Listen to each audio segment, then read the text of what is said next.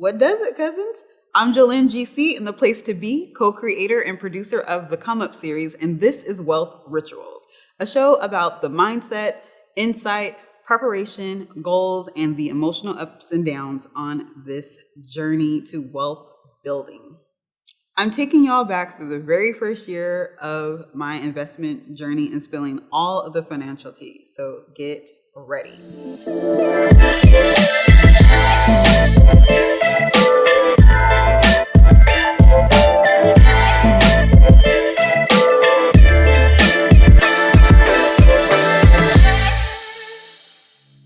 Today, we are going to talk about one of my favorites, Stock BAE, aka SMH. SMH is an exchange traded fund, which is otherwise known as an ETF, that is full of semiconductors, which those are the components that you find in all of our electrical devices, from phones, cameras, gaming devices, you name it.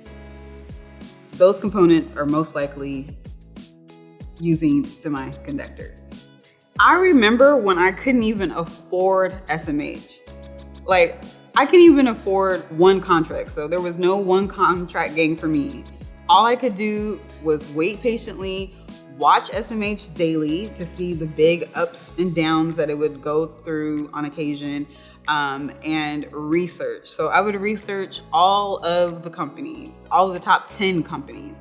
And one thing about SMH, if you go to their main website, which will be in the description box below, if you go to their website and you look at SMH, you can see that they change the amount of their holdings every single day.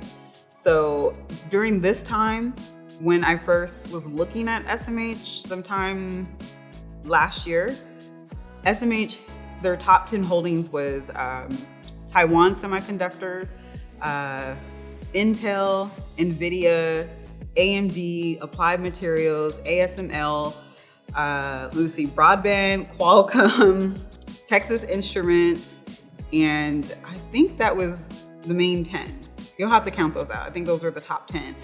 So I would just look at all those companies. Oh, and Lam Research, that was the other one. So I would look at all those companies and just research them, read news, and just to figure out, like, okay, what was SMH going through? What was SMH up to in the world? Just to get acquainted with it, because at the time, SMH, again, was totally out of my league. At this time, there were a few things that I deeply desired, including SMH. And I'm actually gonna read to you what I posted on January 1st of 2019 on my Instagram, because it gives you my mindset, like what I was thinking at that time. In 2019, I intend to spend the year developing the concept of a global curator. So at that time, the GC in Jolyn GC actually stood for global curator, and it's changed every single year. I don't even remember what the previous years are, but it's how I go about approaching the year. I give it a theme, and the theme is associated to my name. So just recently, I actually changed the GC from global curators to gathering cousins, because that's what we're doing. We're gathering the cousins to walk away. All right, so back to what I was saying. So a global curator meant to me, I get to travel throughout the African diaspora, finding amazing artists in art to showcase on my platform, partner with arts institutions interested in creating exhibits that leverage technology, work with large budgets to execute the vision, build my personal art collection for future tour dates, be mentored by curators whom I admire, and continue making bold requests to champion the future of art. You notice I didn't say anything about investing, I didn't say anything about trading, and I definitely didn't say anything about SMH. But what's interesting about all that is, as I strongly identified as an artist, I think I was still figuring out what my identity looked like as far as an investor or a trader. And also what's funny is that currently, right now, we're in the Northwest African American Museum located in Seattle, Washington, in a historically Black neighborhood called the Central District. So I am surrounded by amazing art quotes, amazing Black history, all relative to where I grew up. I'm originally from Seattle, Washington, so I totally feel at home with the art being here, and it's amazing that we have this partnership. And it's also pretty cool that as I'm telling you the story, like my art world and my investment world are colliding like right before your eyes. Like here I am now talking to you about investments and we're in the middle of an art museum. How dope is that? So at that time, all I was thinking about was legacy and my impact on the world and how I was going to make other Black artists millionaires. That's all I was thinking about at that time. But in silence, I was plotting on SMH. I think the toughest part about that time was waiting, because I was using XLK, you know, our parent stock. I was using XLK as leverage to be able to afford SMH.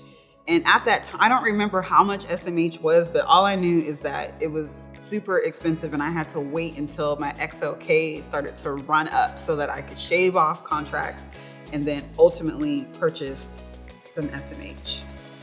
Once I was able to actually afford SMH, I was super excited. Now, this was pre-money gun days, so there was no busting of the guns, but I was super excited. So I remember actually purchasing my SMH and then thinking, oh my gosh, this is it. I've arrived, my account has arrived. Now, surprisingly, what ended up happening is that I felt super bad. I did not expect that feeling to happen. I hadn't even been in the trade for 2.3 seconds and all of a sudden, all of this doubt and fear crept in like, oh my gosh, you just put all of this money into SMH. Y'all barely know each other. And what if you lose it all? That's all I was thinking was, what if I lost it all? And I just felt so heavy. I'm pretty sure I called Mark. I probably was crying and laughing all in the same conversation. But that was like the turmoil that I was going through at that time. Now, once I calmed down from all that, I had big plans for SMH.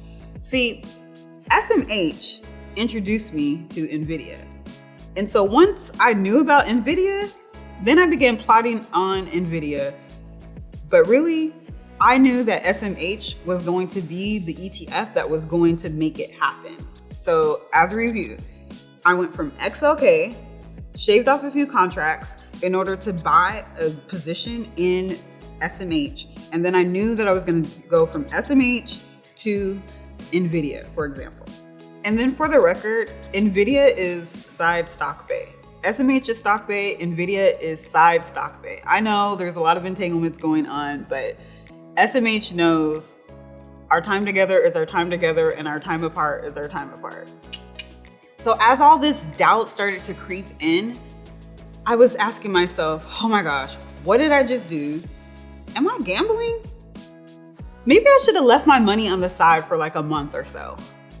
Just all of this doubt, all these questions, and it felt unsettling being in this new position where I had this new liquidity. So it was just, I was tripping, y'all. Just put it that way. I was really like going through it. Something amazing started to happen though. As the doubt started to disappear, SMH was going on a run. And I almost low-key feel like the rest is history. Now, SMH and I, we do have what people may call a toxic relationship. It's up, it's down. And that's why it's important to stick to it for the long haul, you know? It's really funny how these stocks can mimic some like relationship values, you know? It's like when times are rough, they're rough, and you just gotta stick it through, you know?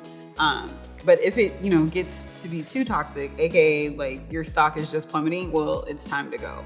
But SMH wasn't a damaged stock and it definitely didn't have any damaged companies. So it was good. It was real good. I mean, like SMH was probably responsible for blowing up my account. SMH, XLK, and some XLY too. That's a whole other story. One of the biggest things that I learned from this entanglement with SMH was the importance of setting metrics of your success outside of dollar figures. You all know, I've said it time and time again, that after a while, money starts to get boring. Why? Because it's inevitable. When you're trading in this way, when you're like doing your rolling fours and you have a consistent, quarterly contribution or what have you, the money is going to come. The 500%, the 750%, the 1000% return, all of that is going to come. So it just starts to get boring. So it's important that you set metrics of success that are outside of dollar amounts. So for me, SMH really marks this spot where the first time that I could feel the effects of liquidity. It's a whole different feeling when you start off with whatever amount that you have, and then you build up a little bit, and then you shave off, and then you get into another position, and you start to see it's almost like a mountain climb. And then when you're on top of just this one little mountain, you start to see other mountains. You get a higher perspective, and then you start to see other mountains that you want to climb. With SMH, I learned so much. One of the key things that I learned was that as I was thinking about SMH was as the way to grow my portfolio, one thing I did not know is that, I also didn't even expect it. I didn't know that SMH was going to also mark my own growth as far as my own personal growth, which blew my mind. As I was going back thinking about this, it blew my mind because SMH was the first trade where I actually felt like an investor. I actually felt like a trader. I had researched all these different companies. I made my trade. I had the doubt. I, doubted myself, and then I overcame that doubt, and then I was really confident and was just rocking with it. And so, I like to think that SMH was the first stock that truly saw me for me. And that is why SMH will always be stock BAE.